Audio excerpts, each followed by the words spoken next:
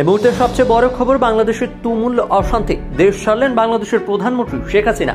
দেশ ছাড়ার পরেই প্রধানমন্ত্রী পদ থেকে ইস্তফা দিলেন তিনি। খবর আছে তিনি আগরতলার উদ্দেশ্যে রওনা দিয়েছেন বাংলাদেশ থেকে।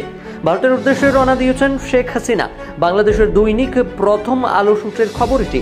শেখ হাসিনার সঙ্গে রয়েছেন তার বোন শেখ রেহানা।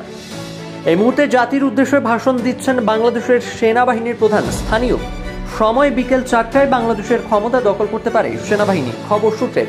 স্থানীয় সময় দুপুর 2:30টায় নিজের বাসভবন থেকে সামরিক হেলিকপ্টারে রওনা দিয়েছেন শেখ হাসিনা।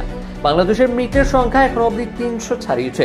দেশ ছাড়ার আগে নিজের ভাষণ রেকর্ড করতে চাইলেও সুযোগ পাননি শেখ হাসিনা। প্রধানমন্ত্রীর বাসভবন দখল করে নিয়েছে এই মুহূর্তে জনতা।